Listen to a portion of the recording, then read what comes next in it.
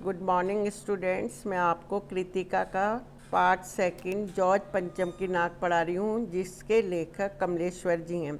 अभी तक आपको मैंने बताया था कि कई वर्ष पहले इंग्लैंड की रानी एलिजाबेथ द्वितीय भारत आने वाली आई थी और उसके आने पर राजधानी दिल्ली को सुंदर, स्वच्छ तथा भवनों को दुल्हन की तरह सजा दिया गया था।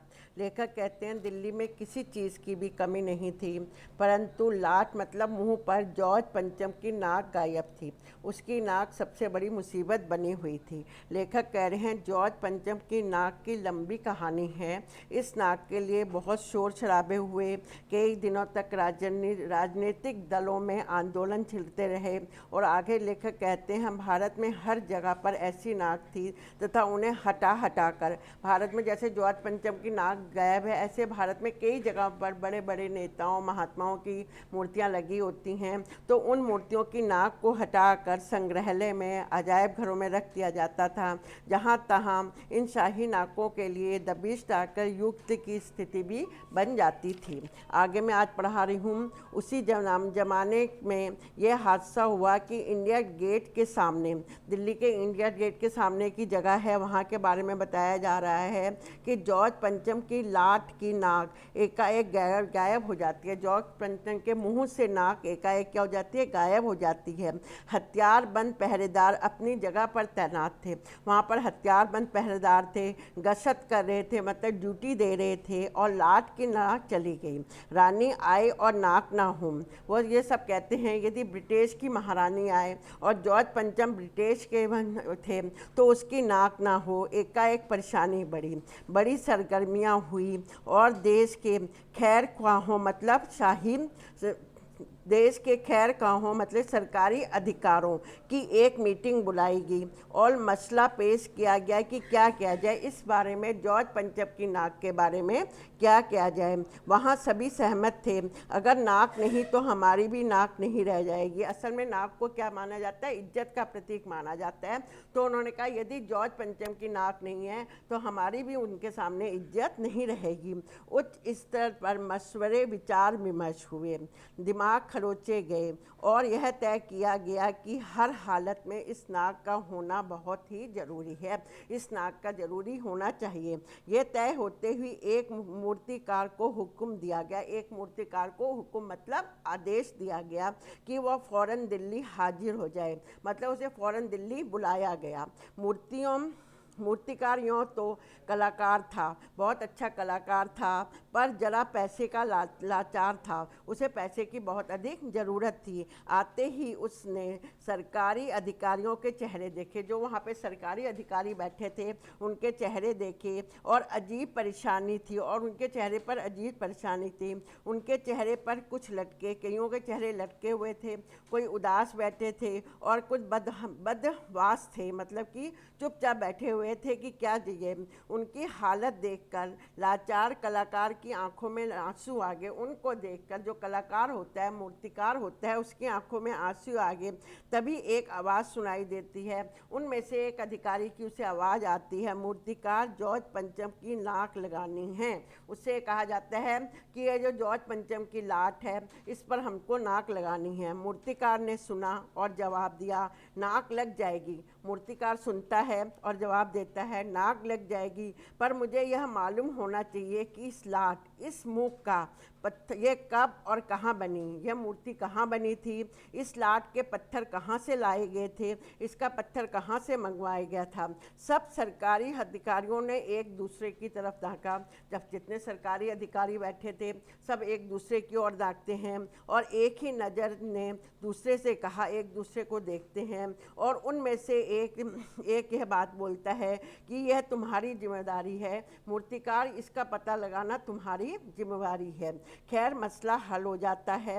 एक क्लर्क को, वहाँ पे क्या होता है, क्लर्क होता है, उसे फ़ोन किया जाता है और इस बात की पूरी छानबीन करने का काम सौंप दिया जाता है कि उस क्लर्क से कहा जाता है कि तुम ये पता करोगे कि यह मूर्ति कब और कहाँ बनी थी और इसका पत्थर कहाँ लाया गया था। पुरातन विभाग की फाइलों के पेज चीरे गए, यहाँ पेज चीरे गए। पुरातन विभाग का अधिकारी विभाग होता है, वहाँ फाइलें रखी हुई थी, उनके पेज चीरे गए, मतलब कि वहाँ की हर फाइल को चेक किया गया और कुछ पता नहीं चलता। क्लर्क ने लौटकर कमेटी के सामने कांपते हुए बयान दिया। जब क्लर्क ने देखा कि उसे वहाँ कुछ नहीं मिला, वो कमेटी के सामने आता है और कांपते हुए बयान दिए, सर मेरी खता माफ़ हो, मुझे माफ़ करिए, फाइलें सब कुछ हजम कर चुकी हैं, मतलब फाइलों में सब कुछ खा चुकी हैं, फाइलों में मुझे कुछ भी नहीं मिल रहा है। सरकारी अधिकारियों के चेहरों पर उदासी के बादल छा गए। सरकारी अधिकारी जितने बैठे हुए थे सब उदास हो गए। एक खास कमेटी बनाएगी और उनके जिम्मे यह काम दिया गया कि जैसे भी हो, एक खास कमेटी बनाई जाती है और उन्हें यह काम दिया जाता है कि जैसे भी हो यह काम होना चाहिए और इस नाक का दामोदार आप पर है। उन्हें उस कमेटी को यह कहा जाता है कि इस जो जॉर्ज पंचम की लाट है इस पर नाक लगाने की जिम्मेदारी हम तुमको देते हैं, तुम कैसे भी करो तुम्हें इसकी लाट पर नाक लगानी है। इसका पहला क्वेश्चन है, रानी के दौरे का समय जैसे जैसे नज़दीक आ रहा था वैसे वैसे सरकारी तंत्र के माथे पर बल पड़ते जा रहे थे। माथे पर बल पड़ने का क्या कारण है?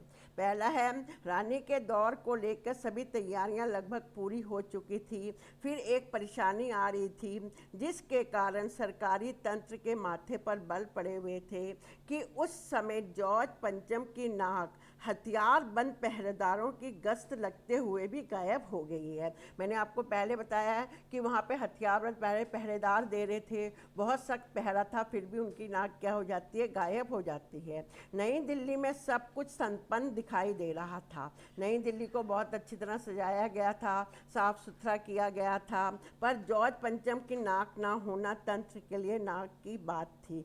इसकी समय रहते नाक कैसे लगाई जाएगी? दूसरा क्वेश्चन, रानी के आने से पहले नाक को लगवाने के लिए क्या प्रबंध किए गए? देखिए, रानी के आने से पहले नाक को लगाने के लिए सब निम्नलिखित प्रबंध किए गए। देश के सरकारी अधिकारियों की मीटिंग बुलाई गई और मसला पेश किया गया कि क्या किया जाए। इसी का दूसरा पॉइंट है, उच्च स्तर पर निर्णय लिया गया कि हर हाल में नाक होना जरूरी है, कैसी भी हो नाक लगवाई जाए। तीसरा इसी का पॉइंट, अंत में निर्णय हुआ और एक मूर्तिकार को दिल्ली आने का हुक्म दिया गया और मूर्तिकार दिल्ली हाजिर हो गया, उपस्थित हो गया। तीसरा क्वेश्चन, मूर्तिकार दिल्ली आया और उसकी आंखों में आंसू आ गए, क्यों? देखिए, मूर्तिकार ने दिल्ली आकर सरकारी अधिकारियों के चेहरे देखे तो उसके चेहरे पर अजीब परेशानी दिखाई दी। उनके चेहरे पर क्या हुआ? उसे अजीब परेशानी दिखाई दी। कुछ चेहरे लटके हुए थे, कुछ उदास थे और कुछ बदहवास थे। उनकी हालत देखकर लाचार मूर्तिकार की आंखों में आंसू आ गए। मूर्तिकार उनकी इस परेशानी को जानना चाहता था, तभी एक आवाज़ सुनाई दी, मूर्तिकार, जॉर्ज पंचम की नाक लगानी है। तीसरा प्रश्न, जॉर्ज पंचम की नाक लगानी है सुनकर मूर्तिकार ने क्या कहा और सरकारी अधिकारियों पर उसका क्या प्रभाव पड़ा? जॉर्ज पंचम की नाक लगानी है सुनकर मूर्तिकार ने कहा कि नाक लग जाएगी, पर मुझे यह मालूम होना चाहिए कि यह लाट कब और कहाँ बनी थी, यह मुख, यह मूर्ति कहाँ बनी थी, उस लाट के लिए पत्थर कहाँ से लाया गया था। मूर्तिकार की बातें सुनकर सभी सरकारी अधिकारी एक दूसरे की ओर ताकने लगे। एक की नज़र ने दूसरे से कहा कि ये बताने की जिम्मेदारी तुम्हारी है। अंत में निर्णय हुआ और एक क्लर्क को फ़ोन करके बुलाया गया और उसे इस बात का पता लगाने का काम सौंपा गया। चौथा क्वेश्चन, क्लर्क की छानबीन का क्या परिणाम निकला? क्लर्क ने पूरी मुस्तैदी से छानबीन की। पुरातन विभाग की फाइलों के पेज चीरे गए पर कुछ पता नहीं चला। कल क्लर्क ने लौटकर कमेटी के सामने कांपते हुए बयान दिया कि सर मेरी खता माफ़ कीजिए, फाइलें सब कुछ हजम कर चुकी हैं। पांचवा, क्लर्क को फाइलों में कुछ नहीं मिला तो सरकारी अधिकारियों ने फिर क्या कहा? क्लर्क को फाइलों में पत्थर के बारे में कुछ निर्णय न मिलने पर सरकारी अधिकारियों के चेहरे पर उदासी के बादल छा गए।